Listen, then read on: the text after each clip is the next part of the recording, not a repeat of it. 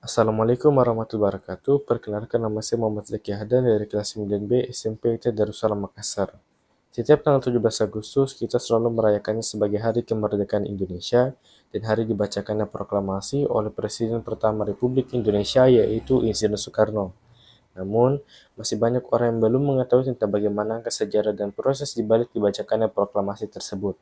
Maka dari itu, saya ingin menjelaskan ulang tentang bagaimana sejarah dan proses yang telah dilalui oleh para tokoh kemerdekaan, mulai dari diketahuinya berita tentang kekalahan Jepang di Perang Asia Pasifik, hingga dibacakannya proklamasi tersebut oleh Insinyur Soekarno pada tanggal 17 Agustus 1945. Untuk penjelasan lebih lanjutnya, mari simak pembahasan dari saya berikut. Sejarah dibacakannya proklamasi ini awalnya bermula ketika pasukan Jepang yang mulai terdesak di Perang Asia Pasifik menjelang akhir tahun 1944. Mengetahui tentang posisinya yang semakin terdesak, pihak Jepang pun mulai mencari dukungan kepada negara-negara jajahannya dengan cara menjanjikan kepada negara-negara tersebut kemerdekaan, yang salah satunya pada saat itu adalah Indonesia. Dan pada tanggal 7 September 1944, Perdana Menteri Jenderal Jepang yaitu Jenderal Kuniaki Koiso pun mulai menjanjikan kemerdekaan kepada bangsa Indonesia atas apa yang telah dikemukakan oleh parlemen Jepang pada saat itu, dan untuk mulai membuktikan janjinya kepada bangsa Indonesia, Jenderal Koiso pun mulai membolehkan berkibarnya bendera merah putih di kantor-kantor dengan syarat bendera tersebut harus berkibaran dan berdampingan dengan bendera Kekaisaran Jepang. Berkaitan lagi dengan janji dari pihak Jepang, pada tanggal 1 Maret 1945 dibentuklah sebuah badan penyelidik usaha-usaha persiapan kemerdekaan Indonesia atau yang kita kenal dengan nama BPPKI, dan diketuai oleh Dr. Kanjeng Raden Tumenggung Rajiman Widodiningrat dan beranggotakan 63 orang. Selama masa aktifnya, BPPKI ini telah melakukan total sebanyak 2 sidang, yang dimana sidang pertama membahas tentang rumusan dasar negara, yang sidangnya berlangsung pada tanggal 29 Mei hingga 1 Juni 1945. Di sidang ini, gagasannya dikemukakan oleh 3 tokoh, yaitu Insinyur Soekarno, Mr. Supomo, dan Mr. Muhammad Yamin. Namun, karena belum ada satu pun gagasan yang disetujui pada saat itu, dibentuklah lagi sebuah panitia yang lebih kecil, yaitu Panitia 9, yang diketuai oleh Insinyur Soekarno, yang kemudian pada tanggal 22 Juli 1945 dihasilkanlah Jakarta Charter atau Piagam Jakarta, yang kemudian menjadi dasar dari ditentukannya rumusan dasar negara. Pada tanggal 7 Agustus 1945, karena telah tuntas dianggap melaksanakan tugasnya, BPPKI pun dibubarkan dan kemudian dibentuklah lagi sebuah panitia, yaitu Panitia Persiapan Kemerdekaan Indonesia atau yang kita kenal dengan nama PPKI, yang diketuai oleh Insinyur Soekarno, Dr. Andes Muhammad Hatta sebagai wakilnya, dan Mr. Ahmad Subarjo sebagai sekretarisnya. PPKI ini memiliki tugas yaitu mempersiapkan segala sesuatu yang berkaitan dengan keperluan pergantian kekuasaan dari pihak Jepang kepada bangsa Indonesia, dan PPKI ini awalnya beranggotakan 21 orang, kemudian bertambah 6 orang sehingga menjadi total 27 orang. Secara simbolik, PPKI dilantik oleh Jenderal Terauchi pada tanggal 9 Agustus 1945 yang diwakilkan oleh Insinyur Soekarno, Dr. Andes Muhammad Hatta, dan Dr. Kanjeng Raden Tumenggung Rajiman Widodiningrat di Dalat atau sekarang berganti nama menjadi Saigon, Vietnam, yang merupakan bekas jajahan dari Hindia Belanda. Peristiwa Rengas Dengklok ini awalnya bermula ketika salah satu tokoh pemuda pada saat itu, yaitu Sultan Syahrir, mendengar tentang berita kekalahan Jepang di Perang Asia Pasifik pada tanggal 14 Agustus 1945. Setelah mendengar berita tersebut, ia pun langsung menemui Dr. Andes Muhammad Hatta yang saat itu baru saja pulang dari Dalat, Vietnam, dan ingin segera dibawa bertemu dengan Insinyur Soekarno. Dan sesampainya di rumah Insinyur Soekarno, ia pun mengusulkan kepada Soekarno-Hatta untuk segera melakukan proklamasi, karena apabila tidak segera dilakukan, maka perjuangan yang mereka lakukan selama ini nantinya sia-sia, karena kemerdekaan yang bangsa Indonesia dapatkan sama halnya seperti pemberian dari pihak Jepang.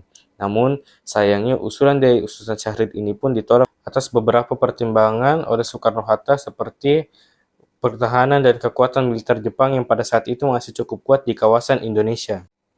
Karena usulannya ditolak, Sultan Syahrir pun bersama pemuda lainnya melakukan perundingan pada pukul 12 malam menjelang tanggal 16 Agustus 1945, dan mereka menyetujui bahwa Soekarno-Hatta akan dibawa keluar kota dengan tujuan agar mereka terhindar dari pengaruh pihak Jepang, dan lokasinya adalah Rengas Dengklok yang berlokasi di Kalawang, Jawa Barat. Sesampainya di Rengas Dengklok, Soekarno-Hatta beserta rombongan pun disambut baik oleh pimpinan pasukan peta yaitu Sudan Kusubeno, dan di Rengas Dengklok pula sempat terjadi beberapa pro dan kontra antara para golongan tua dan para golongan muda mengenai tentang waktu pembacaan naskah proklamasi. Namun di tengah-tengah pertikaian tersebut, datanglah Ahmad Subarjo bersama dengan sekretarisnya yaitu Sudiro dan memberitahukan berita tentang akan kebenaran kalahnya pasukan Jepang di Perang Asia Pasifik. Dan Ahmad Subarjo pun menjamin nyawanya sendiri, dan setelah mendengar hal tersebut, Soekarno-Hatta pun langsung menyetujui akan dilakukannya segera pembacaan proklamasi. Pada tanggal 16 Agustus 1945, Soekarno-Hatta dan rombongan pun menuju Jakarta, menuju ke rumah kediaman Laksamana Maeda yang merupakan kantor kepala perhubungan di daerah kekuasaan Angkatan Darat Jepang, dan di rumah kediaman Laksamana Maeda tersebut disusunlah naskah proklamasi oleh Soekarno yang dibantu oleh Dr. Andes Muhammad Hatta bersama dengan Mr. Ahmad Subarjo, yang kemudian setelah naskah tersebut jadi, Soekarno pun langsung membacakan naskah tersebut di depan orang-orang yang hadir pada saat itu, dan kemudian naskah tersebut disetujui. Dan kemudian muncul lagi sebuah permasalahan, yaitu siapakah yang akan menandatangani naskah tersebut, yang kemudian Dr. Andes Muhammad Hatta pun memberikan usulan bahwa seluruh orang yang hadir pada saat itu yang akan menandatangani naskah tersebut. Namun, salah satu tokoh pemuda pada saat itu, yaitu Soekarni, mengusulkan bahwa cukup Soekarno-Hatta saja yang akan menandatangani naskah tersebut dengan atas nama bangsa Indonesia.